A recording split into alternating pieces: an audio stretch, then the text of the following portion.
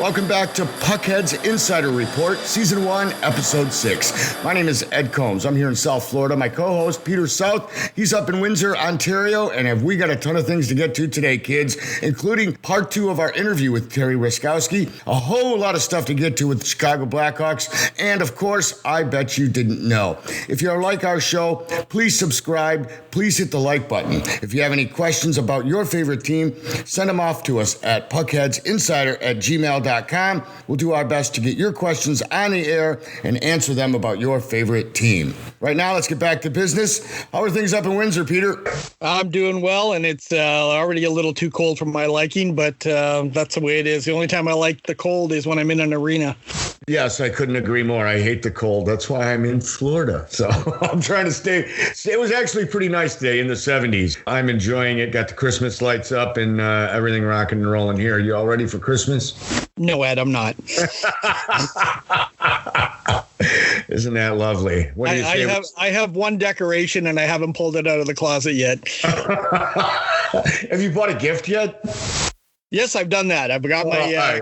Got a couple for my grandchildren, so I'm good there. My grandsons, yeah.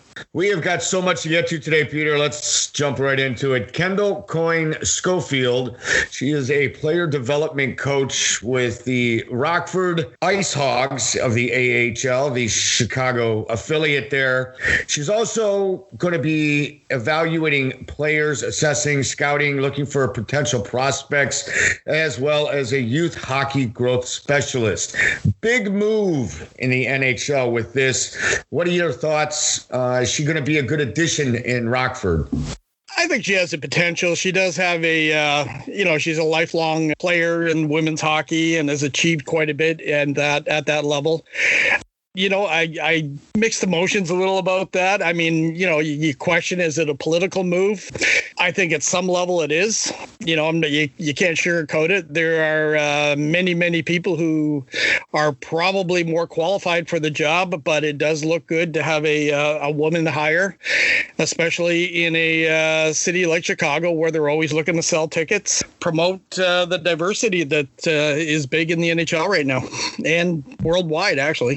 Is she deserving? I mean, does she have the qualifications to fit in that job, or how many men can you list that are higher qualified for the position?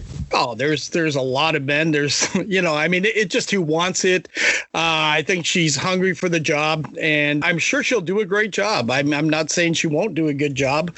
I'm just saying that, it looks to be more politically motivated hire than anything. 10 years ago, she wouldn't have been given the time of day for the position. So, today she's got it. So good for her. And I hope she does well. We will find out shortly. I can promise you that. We got a lot of other things to get to as well in Chicago, touching on the newest list of Blackhawks. What do you say we start with Lewis Wallmark in from the Florida Panthers? He's got a 1-year, $950,000 contract. Thoughts there? The Panthers brought him in the Vincent Trocheck trade last year, and I think they over-evaluated him, and they thought he could probably be a number 2 center for them, and that didn't pan out.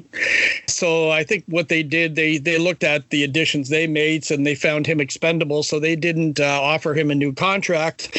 I think Chicago has signed him and, penciled him in to be a 3rd or 4th line centerman, which is probably where he's going to fit in, and he'll probably fit in nicely with them. So it's a good contract for them, under $1 million, and it's a player who's going to probably put up some very dependable minutes for them. One guy you and I have not had a chance to talk about that I'm kind of baffled on the Dallas end of this is Matthias Janmark. Were they up against the cap? What happened? Why they cut him loose coming in from Dallas to Chicago on a 1-year, $2.25 million contract? For the life of me, I don't understand why Dallas let him go. Did he not do well for them? Was he off in the playoffs? I think it is a lot of it is cap related these days. He may have expressed a desire to move on, or he may have wanted a lot more money than Dallas was offering. It's a combination of things. He probably did not play to the expectations they wanted. I think Chicago is going to play him on a third line wing. That's probably where he'll end up. Chicago is pretty deep on the wing, so it's going to be hard to crack the top six for sure. I could see him playing there with either Dylan Strome once he gets signed, as he's out there still as an unsigned restricted free agent, or Walmart. So he could bounce between that third, fourth line. But he's another dependable depth guy that will do well for the Hawks. Like I said, he's got like third line money. Yeah, I think he'll fit in well for them. We also have a trade with Chicago involving Nikita Zadorov and Anton Lindholm from Colorado in for Brandon Saad and Dennis Gilbert, who went off to Colorado with the Blackhawks retaining $1 million of Saad's $6 million contract for the 2020-2021 season. Do you see this as a sideways move? Is this a move that's better suited for Colorado than Chicago, or vice versa? Or is this just kind of a wash for both teams? I think it's going to be good for both teams. Saad, he's a great locker room guy. I know Jonathan Taves was kind of shocked, is one of the ways he was quoted as saying when he heard about the trade. That's the second time that Saad's been moved out of Chicago. But, he's making good money, $6 million a year. He won't be playing in the top six. That just doesn't work to have that much money invested in a player who won't be playing in your top six. Colorado could use that rugged winger, give him a little grit, as well as putting up some points. Chicago gets back, and Zadorov and Lindholm are two good defensemen in their mid-20s. And it looks like, Zadorov's more of a defenseman, stay-at-home shutdown type guy. And I think they're going to use him to mentor young Adam Bovequist, who will be a fixture, I think, on that blue line for Chicago this year. I can see them being a third pair just to get the season started. And, depending on how they do, they could move up the ladder there. And also depending on the health of Duncan Keith and Brent Seabrook. I mean, if they need one of them goes down or that, I can, or the other, I can see Zadorov moving into one of those top two positions really quickly. Lindholm, I think he's going to start the year in the minors. And really? Yeah, I do. He's a low money guy, and he's kind of been a career minor league guy. He's had some games in the NHL with Colorado, but not a lot. And I think he'll start him with Rockford, and but he'll be kind of like the first call up. And I think, we're going to touch on it later, but when the NHL does get going, they're going to have that condensed schedule. And when you got guys like, we're talking about Keith and Seabrook, odds are one of them is going to go down with something, and he will be one of the first call-ups for sure from the back end for the Blackhawks. Even though he's not part of this trade, he's not involved in it, he comes in as a free agent. And Matthias Janmark, was he brought in to make up for the trade to Colorado and Brandon Saad, because all they got back is D? So they don't think he's going to make up for what they're losing in Saad, right? I don't think so, but Chicago's always thinking financially. Even though they're retaining $1 million of Saad's contract, he was making $6 million, and you signed Janmark for $2.25, so that's $3.25 million compared to the $5 million they unloaded. Saad wasn't going to crack that top six, and Janmark isn't either. So yeah, you might as well save that other $2+ million and put it into because Chicago still has over $5 million left. Now they got to sign Dylan Strome still, but they still have over $5 million left in the cap, so they could sign Dylan Strome and possibly pick up a pretty decent unrestricted free agent that's still out there. Another player I want to talk about signed a 2-year extension to stay in Chicago at the bargain basement price of $850,000. It's a 2-year extension for goaltender Malcolm Subban. We all know who his brother is. My question is, how is he still in the NHL? He was in Boston. He was in Las Vegas. He's in Chicago. Is he just going to be a full-time backup somewhere in the league and not making any kind of significant impact, maybe 25, 30 games a season? Yeah, I think that's what's going to happen. I think D'Elia is going to be their number one guy to start with. That's what they're banking on anyway. You have Subban. Subban's proven to be a quality backup. He's had some great starts during that stretch when Fleury was hurt. He had some great stretches of starts for them. And I think it's money well invested in Chicago's end. $850, at the NHL market right now, that's a pretty good price for somebody who's proven to be dependable at the NHL level. Is he going to win you, 80% of the games he plays? Hard to say, doubtful. He will give them a chance to win every time he's in goal. And I think that's what they're looking at is in a backup.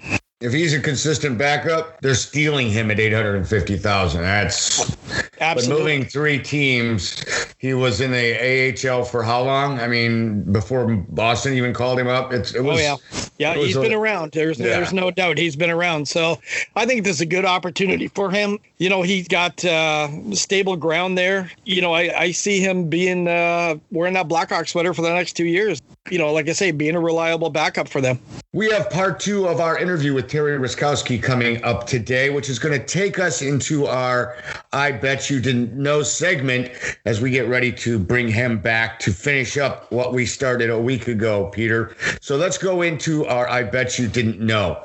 Who was the first Blackhawk to have his jersey retired? Is it A, Stan Mikita? Is it B, Bobby Hull? Is it C, none of the above? We are going to get you our answer after our interview with Terry Ruskowski. Please welcome him back for part 2 of our interview with him. As promised, we had wrapped up with Terry Ruskowski last week, but we did not get enough of him and his insights and all the stories he has for us about the NHL during his career. So we're going to welcome him back for another segment this week.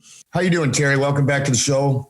Good to be back. Thank you for having me on again. It's great. No, we love it. We love it. We got some more things we want to touch on with you.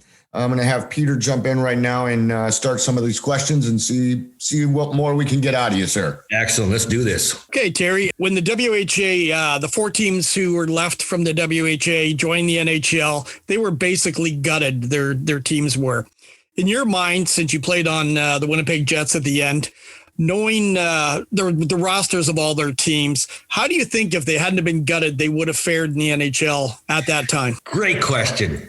I think we'd have done great. I sincerely think we'd have done great. All the guys that went to the NHL from the Winnipeg Jets team, they all were successful, very successful. And I'm thinking they gutted us bad. I don't know why the WHA, they were that keen on moving to the NHL, why they go with that. They can only protect 2 players. I don't know how Edmonton did it. They did a great job by wheeling and dealing, keeping all their, the good players. They did a great job. But other teams got gutted, man. They got gutted bad.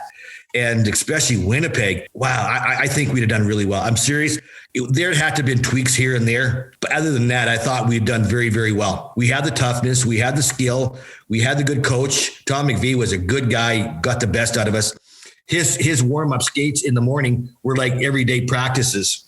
He'd have us on for an hour and a half, and it would be down and back and this and that. He was tough. But you know what? He did every drill with us, every skating drill with us. But he was tough in that area. He was tough. I remember one time when we first got there, Scott Campbell had migraine headaches, and they pulled it. He thought it was a tooth that was bothering him, so they pulled a tooth. Then they wired his jaw together. I don't know why, but he was throwing up through his teeth, like one tooth. He skated us so hard, he's throwing up. And I helped him off after practice, and he's getting to the bench, and Tom McVie was by the bench. He goes, "Hey, Tommy, is that the best you can do?" And Tommy says, "Wait till tomorrow."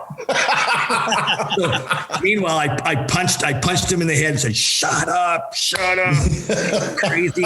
So that's, but he was that tough. We had a really good team. We really did have a good team. And Edmonton had a good team. Even though we went and we walked through the team in Quebec, they had a well-balanced team too. Hartford was okay, but it was a good area. They had good response to fan-wise. This is kind of a weird question, and I'm going to try to say it the right way because your career, you don't seem like you could have been intimidated very much, but I'm kind of looking at this through my eyes. As we talked earlier, you're walking in to Houston, looking at Gordie Howe and his kids. Then you move over to LA. You got the Triple Crown line with Marcel Dion. How did that affect you sitting in those 2 different situations, knowing this is what I'm walking into? Was there intimidation? Was there, okay, am I going to be able to step up with these guys kind of thing? I never was intimidated in that factor, Ed. I knew who they were. I respected what they did, and I applaud what they did. And I was their biggest fan. I went in there knowing that my talent, what I had to do to be successful, and I had to do it the best I can to be acknowledged by my teammates and by the fans that I was there to win hockey games and to do the best I can and to stand up for anybody that got a cheap shot or, they try to intimidate. I'd try to go back and make sure that didn't happen. But I was never intimidated that factor. But I do have to tell you this. When I knew we had to play a tough team and a tough guy the night before, I didn't sleep very much. I fought this guy 4 times before I fell asleep. I knew exactly what I was going to do and how I was going to do it. When we had days off, I slept like a baby. Man, I slept good. Night before, I knew I had to fight this guy, and I was always nervous. I was always a little edgy. It wasn't nowadays. It would never bother because they don't fight nowadays. I go out there and just play the game I was supposed to play. But back then, you had to stand up for your teammates and yourself if you get challenged. And I knew that if this guy challenged me, I'd have to fight him. And how am I going to do that? And it wasn't easy for me to go through the hockey season because I was that kind of player that I knew I had to fight him, and I didn't sleep the night before very well. That era, Peter and I were discussing this. It was actually a question on one of our previous shows. And just real quick, the differences you're seeing with them eliminating the enforcer or the protector. And if anybody's coming into the league now that's even remotely close to being able to do that, they got to have hands. They got to be able to do something else because it's being eliminated so much. Yeah. What are your thoughts on that? Good for the game, bad for the game? I think it's the fastest team sport in the world, and I agree with that. But I do think there's got to be another element in there. Back in my days, imitation. If you intimidate a person or a team, you're going to win.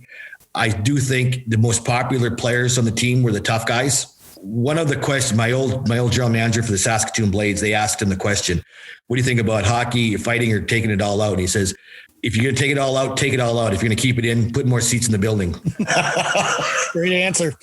That is an awesome answer. They have to have a combination of both. The speed is great and the passing and everything else is great to watch. But still, you like the hits. You like the odd scrap here and there. 1 or 2 games, not too bad. Sometimes none, but keep it in the game. People like that. Fans like that. It's part of the game, and it's always been part of the game. Yeah, the most popular player in the team was the tough guy because everybody liked to watch him, do his thing. Okay, it was the only team sport that if you did it on the street, you get 5 years. You do it on the ice, you get 5 minutes. What a great game. There's even a band out called 5 for Fighting. It's for hockey. Really? Yes. Perfect. Yep. So like Terry, already. We looked it up, and you seem to be the record holder, being the captain for the most teams in professional hockey. You're the captain of the Chicago Blackhawks, the LA Kings, Pittsburgh Penguins, and when you're in the WHA with the Houston Aeros.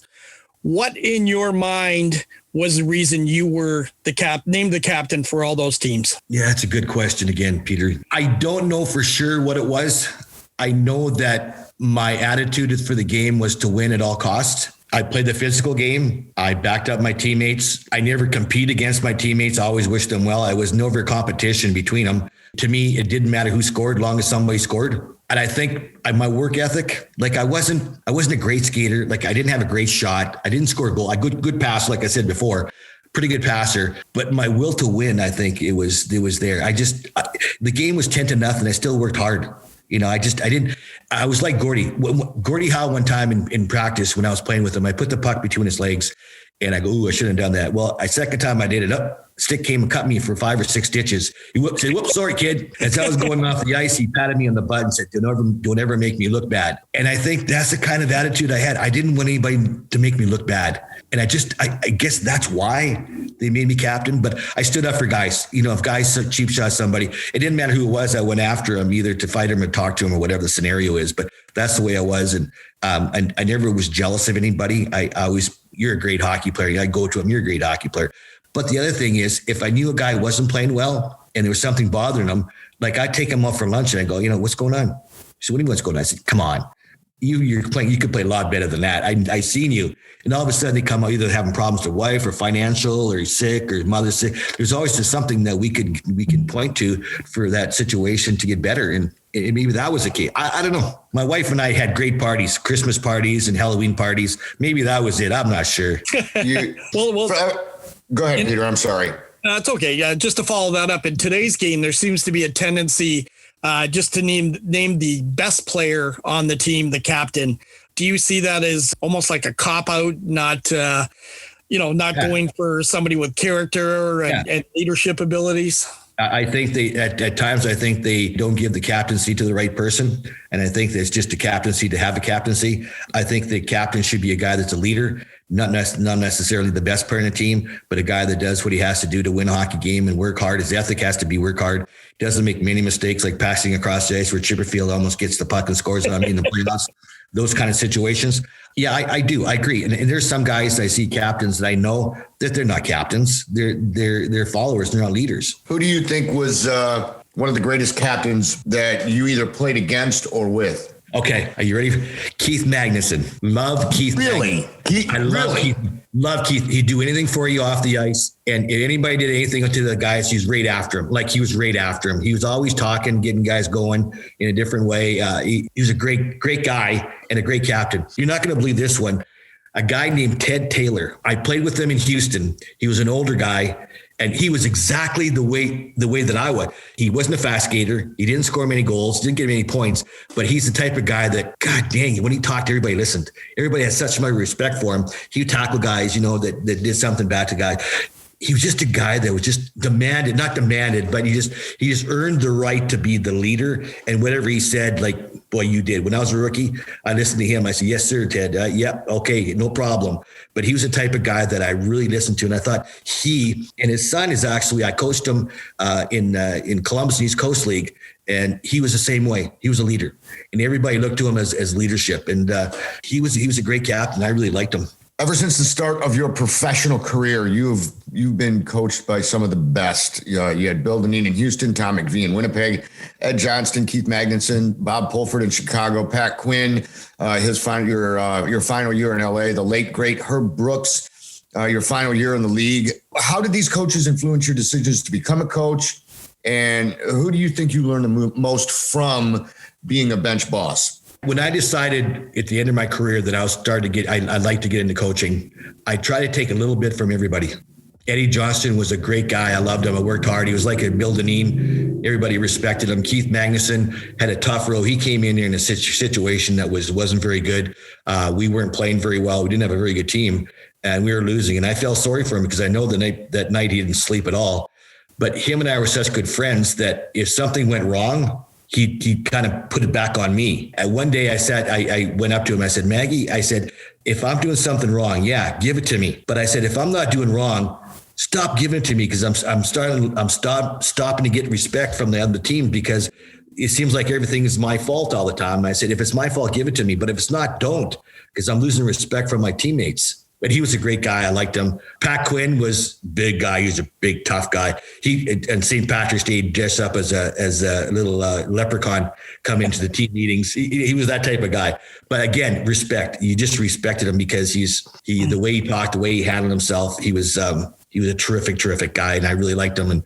And besides that, he was in the off season. He studied and became a lawyer, which was great. I was very fortunate. There's only one guy that I disrespect and I totally dislike. All the other guys, I liked them. They treated me fine. They give me respect. I give them respect. But one guy that I just totally dislike. And you're not going to tell us? Orville Tessier. Orville Tessier. Now he traded me. Now he's the guy it was part of my trade to go to LA. First time in my life I got traded. I was a captain of the team and I knew something was going on because I wasn't playing with the guys I used to play with, this and that. And in drills, I wasn't, whatever. So I went to Bob Pulford, and maybe everybody thinks Bob Pulford is just a rough guy. Terry, get off me. He's a rough and tough guy, but he's a big softy. And I loved Bob Pulford. Loved him. I said to him, "Play, something's going on here." And he says, "Well, just keep on working. Be here first in practice, work hard, stay late, and show them that you want to stay here." I said, "Okay." So I came back and I said, "It doesn't look like it's working." He goes, "Okay." He said, "Well, if I'd had to go to trade, where would you want to go?" And I said, "I don't know, man." I said, "Did you like LA? Because you came from there." He goes, "I loved LA." I said, "That wouldn't be a bad place to go." 2 weeks later, a week and a half later, all of a sudden I'm playing in St. Louis. I get a goal and assist, and I should have had 2 goals. The goalie made a great save on a breakaway. All of a sudden after the game, I'm seeing guys from LA, and it didn't sink in. I don't know why. It didn't sink in. And then that next morning, he landed back in Chicago from St. Louis, and he pulled me aside and says, "We traded you yesterday." I says, "To where?" "LA." "You got to be kidding." He goes, "Yeah." And I think he did it as a favor for me to do that because we talked earlier about it. So I respect him for that. Totally respect him. But Orville Tessier lied to me. And that's one thing that I never did to my players as a coach, because I think that's the lowest down thing you could ever do to a player is lie to him. He lied to 3 or 4 times to me, and I disrespect him, total disrespect him for lying to me. And he wasn't a great coach to begin with, but when he lied to me, he was off my radar. So I said, "When does LA want me there?" They said, "They're playing tonight." And I go, "They're playing tonight?" So I went home, I got some clothes, just threw some clothes together, they put my bag on, sent it off to LA. And I got there, went to the dressing room. My gear hadn't got there yet. So I missed a warm up, but they came as a warm up. So I put the stuff on. I started the game against Boston. And if I'm not mistaken, LA never won against Boston in LA. Well, that game we won, and it wasn't because of me. So I'm sitting down in my locker room, and Dave Taylor, Simmer's next to me. And I said, "Chaz," I said, "this is crazy." And all of a sudden, the owner comes in with all these movie stars. I'm going, "Are you kidding me?" I tap him. I says, "Look at this. That's the guy. That's the guy I saw him on TV last week." Yeah, he goes, and I remember Chaz going, "Yeah, aren't they a pain in the ass?" And I go, "Oh, not yet, not yet." So it was good. And then that after the game, my wife wasn't there yet. So I went upstairs to the bar, and I was sitting down there with the guys, and they kind of left. And I was living in the hotel right across the street. And I was sitting there having beer, and the guy from Eagles came and sat right next to me, the band Eagles. Yeah. And I go, "Oh my God." He says, "Hey, welcome to LA."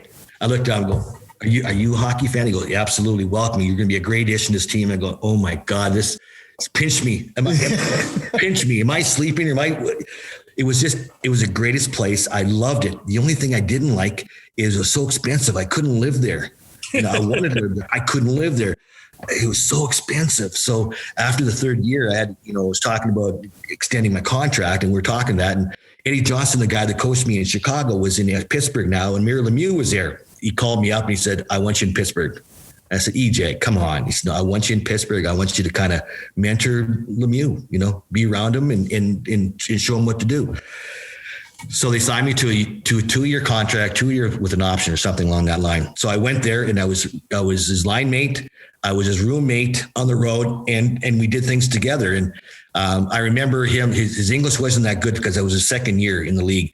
And I sit next to him in the dressing room. He'd say something, and all the media go, I go, "No, that's not what he meant. He meant this. Got there, that's what I meant. I meant that thing right there." So I help him along that line. But God, what a talent. Is he as great a guy as I've heard he is? Really quiet. Like, he's a really quiet guy. Like, and I think that's what the perception of him when he first came in, like he was to himself and he's all about himself. And he was just a quiet guy. He didn't, mingle a whole lot with the guys he did. But other than that, he was just a quiet, "Hi, how are you?" and did whatever he wanted to do. But he was a terrific guy. And somebody said one time, quote, "How would you explain Mary Lemieux?" I said, "If God put anybody on this earth to do one particular thing, it was Mary Lemieux to play hockey." Peter and I were discussing this a few times. I'd love to get your opinion since you played with him. Give Mario Lemieux a full career healthy. 20 seasons, he's healthy, never an issue. Does he break any of Wayne Gretzky's records? I think if he'd have played with really good players, I think he would have. I played with him 1 year. I got 26 goals. But I think you play with a guy that, that is a lot better than me, probably 50 goals. But I always remember when he got mad and the defenseman had the puck behind the net, he'd just yell out, "Leave it, leave it, leave it." And I knew, okay. And he always told me, "Go to the net, go to the net, go to the net, go to the net." We stick on the ice, go to the net. So as soon as I knew that, I'd go, "Here we go." I'd loop around, and he'd loop around. He'd come and he'd beat everybody. Either I got it out of an deflection or an open net, or I got the rebound and scored. he just, with the puck, he was a wizard. Like, he'd take it all the way out and people can take it all the way back in. For a big man, his hands were incredible. And the thing that really upset me, I had a harder shot, but he scored more goals from places where I should have scored. He did. And I'm going, how does that happen? But he was amazing, just amazing. Every game was just, you had to pay. People paid to watch him play because he amazed people with what he did on the ice. Not everyday things that people do. He's just amazing. He's a magician. He's incredible. They asked me the same thing about Gordie Howe. And I said, when they call him a superstar, they're still degrading him. Oh, wow. Terry, you had great success with Laredo, coaching there for 9 years. Tell us a little bit about your experience there. Oh, man. I went in there and I had a car. Everybody else had trucks and, whatever. They got me a car to drive. I went to get a telephone and I was waiting in line. And a lady says, well, what are you doing here, young man? I said, well, I'm waiting here to get a phone because I'm going to be your new hockey coach. He goes, hockey in Laredo? Hey, it's not going to work. And not down south here. And I said, well, would you come to watch us play? She goes, well, yeah. I said, that's all we want to know. We just want to get you in the building and you're going to like it. And they said, well, why? I said, okay, the Mexican people, they love soccer. They love basketball. They go up half of the Laredo has season tickets to Spurs in San Antonio, and they like boxing.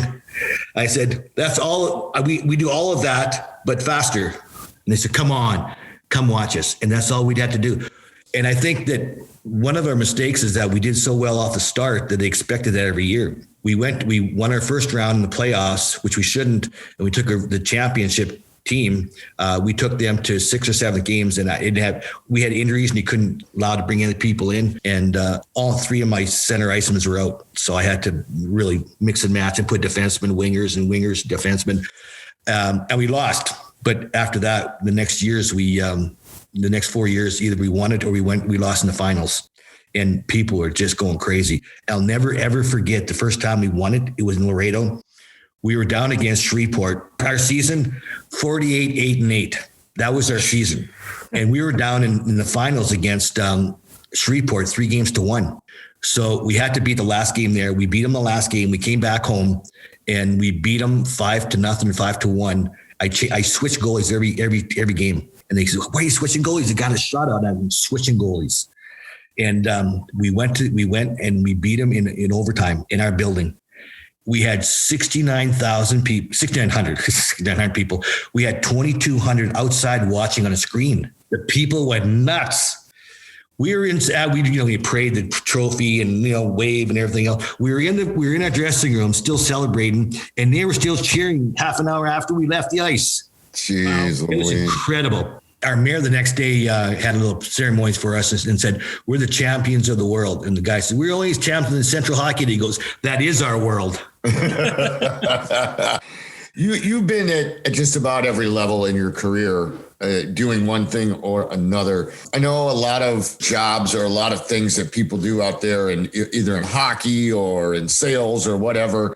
It always comes down to either something with politics, right place, right time, not what you know, but who you know. Exactly. In your final season in Quad City, your 5th season of the organization, even with what you just talked about, the records you've had, 40-28, you were relieved your duties at the end of the season. What happened there? Why did we move on? I got let go before the season ended. We started off really, really well, and we were in second spot. We were like 10 or 12 games above 500. I had 6 of my top players get hurt or called up. My goalie got called up. We had a flu going through the dressing room, and we lost 4 out of the 5 games that we played, and they let me go. None of that is taken into consideration by these guys. And Ed, that's the time I said, I'm done. I'm done. I'll never coach professional hockey again, ever.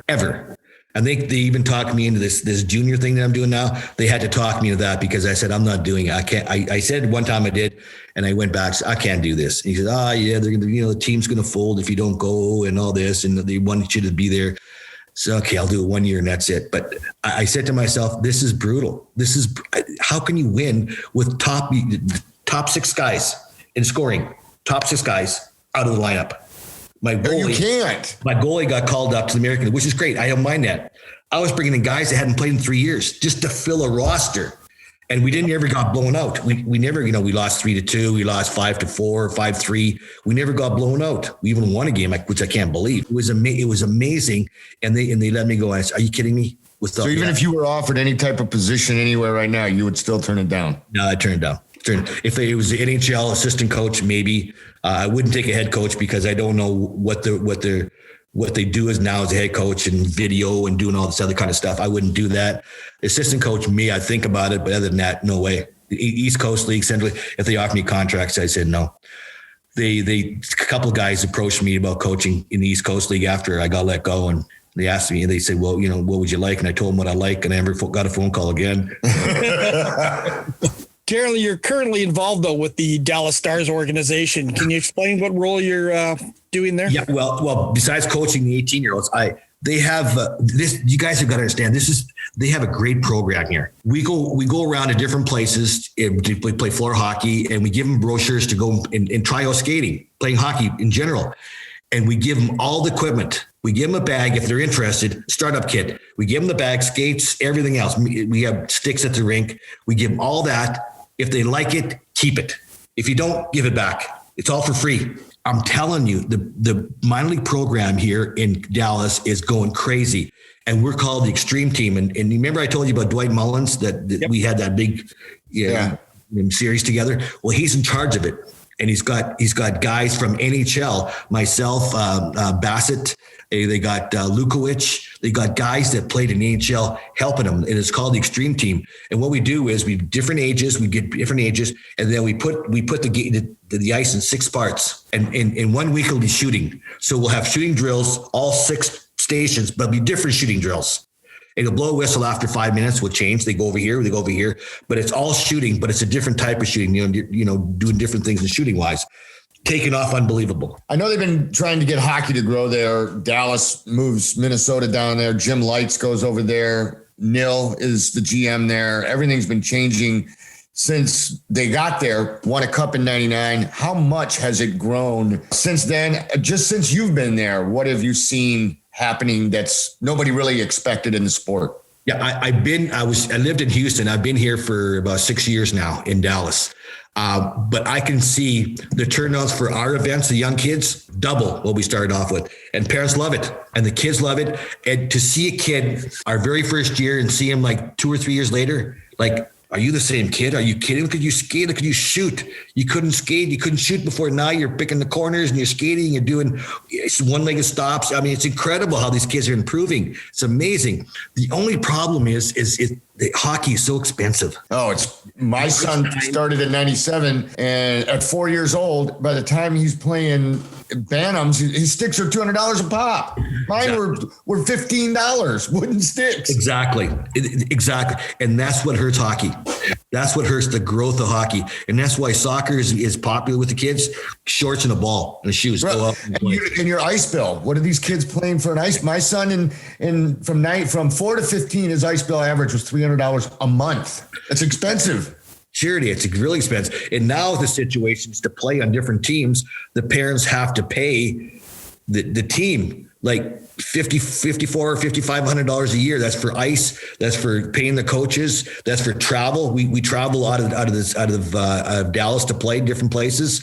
It's just expensive, and it's what hurts hockey. But that's why the program they have here is so good. It's all free for you young kids. If you like it, keep it. And they grow out of it, but then they have to pay, more for sticks and more for better skates and that kind of stuff. But just to get them going, tremendous idea, and it's really working well in Dallas, very well. And Mullins does a really good job. Mullins does a really good job here by getting the right guys and getting the kids in here. We give them little jerseys all the time and different things to keep them. And that the grassroots of hockey is the kids and the parents. They're the grassroots of hockey. There's the ones that grow up and want to stay in hockey and keep hockey going. And there's the ones that are buying season tickets. Well, one last thing before we wrap it up, Terry, is anybody who's seen you play or even seen you coach over the years or even seen pictures of you, have always known you sported that porn star mustache that you had right from the 70s. But you do not any longer have that mustache. Let's have the story. Well, the demise of the mustache. Yeah, well, I had it and it was starting to grow white as my hair is. And I was, starting to get older. And my wife just said, shave it off. I said, really? She goes, yeah, it's time to shave it off. And I said, you know what? You're right. So I shaved it off. And for 2 weeks, I look in the mirror and go, oh crap, I look ugly. I don't look very good. I don't look very good. But then I got used to it, and now I'm really good looking. There you go. Best looking guy in this room. Is my nose growing? Terry, I want to thank you very, very much for joining us and giving us your time and allowing us to reminisce with you and get your opinion on some stuff and going over your career. It's been an absolute pleasure. And we'd love the opportunity to talk to you again later down the road. Is that all right? That'd be my pleasure. I look forward to that, guys. I really do. Like I said, I don't get to talk hockey very much in Dallas, and to have you guys ask me those great questions, it was really fun to be with. Thank you guys for having me on. I really appreciate that too. Well, we love you. It was our pleasure. Thank you. Yep, absolutely. Thank you, Terry. Peter, you're a good friend, and I appreciate your friendship, by the way, through the years. You've always been honest and good with me, and I appreciate you. Thanks for having me on. Thanks. Oh, you're very welcome. It's been a pleasure to meet you. Terry Ruskowski, former NHL star, and we enjoyed having him. Thank you so much, sir. We really did enjoy it. Thank you, Ed. It's great seeing you too. Thank you very much. You know, Peter, I can't ever thank you enough for bringing him on. I absolutely love talking to that guy. Terry is a class act from the word go. Nothing but a professional, nothing but a kindness. Great guy. I loved the interview. Just don't corner him, though. He will still throw the mitts down on you. There's no doubt about that. Definitely holding him to his word that he'll come back and join us one day. So we're going to definitely get him back on here. I loved talking to him. Before we do run out of time, we got a whole bunch of stuff still to get to, including our answer to who was the first Blackhawk to have his jersey retired. Was it A, Stan Mikita, B, Bobby Hull, or C, none of the above? Peter, you got an answer for us? The answer would be Stan Mikita. Absolutely correct, my friend. Once again, Stan Mikita had his jersey retired October 19th, 1980.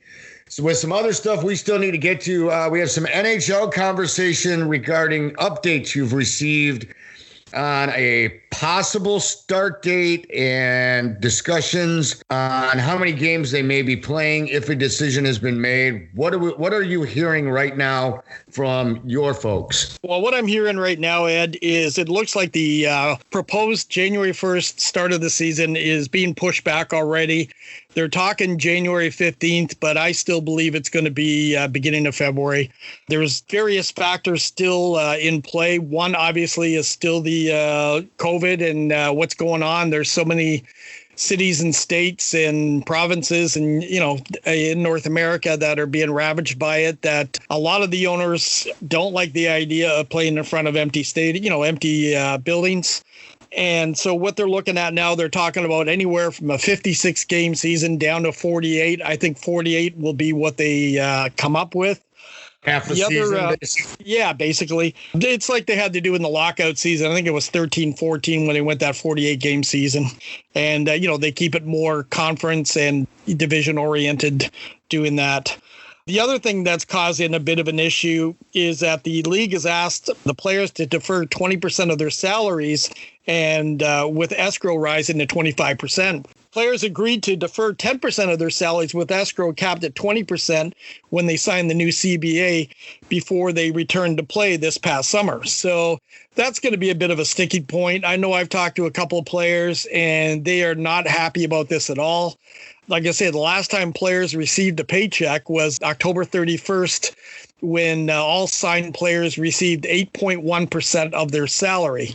We're talking guys who are making some decent money, but you also have to understand these are guys who, pardon me? They got bills like the rest of us. Yeah, I mean, a lot of them will have a home where they live, and then they have another home in the city they play in, and they got to, they're paying 2 mortgages and, their upkeep and things like that. And, I know a lot of people are sitting back going, oh, boo-hoo for them. But, during this COVID crisis, when everything's been shut down, we all know the hardships of, even missing a few paychecks. So no matter what level you're at, you're going to feel that. So that's what they are looking at right now. I guess some of the owners are also getting creative. It's starting with the LA Kings. There's 4 teams apparently are investigating playing their home games outdoors, so that, like football, they can hopefully bring at least half a stadium full of fans into the games. The LA Kings owner owns a soccer stadium in LA that seats 27,000 people, which would be perfect for it. Even if they get, 50% capacity, they're still looking at 13,000 people to put in there. So that'll be something interesting to see how that goes over time. Doug Armstrong, who happens to be the St. Louis Blues general manager, this is kind of a sad note, lost his father. Former NHL linesman Neil Armstrong passed away. What did you hear? Do you know how he passed? I think it was just natural causes. Neil was put in a lot of time in the NHL. He started in 1957 and ended his career in 1978. And as a linesman, back during those days, there was a lot more fighting and altercations. Even in the mid-'70s, there was the Broad Street Bullies in Philadelphia. So he had the fun of breaking up fights with Dave Schultz and Don Selesky and a lot of those Flyer guys. But he officiated 1,744 regular season NHL games, which is quite a feat in itself. Our deepest condolences go out to Doug Armstrong and his family. Absolutely, absolutely. Before we get it wrapped up today, we've got another big game going on between Minnesota and Michigan tomorrow in back-to-back days. We have a lot of players who have already been drafted by the NHL, Peter. How many guys on each side? I mean, I know, isn't there 7 or 10 guys just in Michigan who has already been drafted or draft eligible? Well, there's 8 guys from Michigan who have already been drafted and 3 guys who are destined to be top picks in the first round of the 21 draft. Minnesota Golden Gophers already have 14 players on their roster who have already been drafted. So you said 14? Did you say that right? 14? Wow. 14. If you're a fan of the future of the NHL, this is a great game to watch because there's a lot of guys who are going to be playing in the NHL either as teammates or as opposition, and they're going to go head to head. And it's going to be another fast skating, quick puck moving, fairly high scoring game. That's going to about wrap it up for us this week. I want to thank Terry Ruskowski so very much for the interview. Part 2, really enjoyed our time with him. Thank you. Thank him, Peter, very much from both of us. My name is Ed Combs for my friend Peter South up in Windsor. We look forward to talking to you again about hockey next week.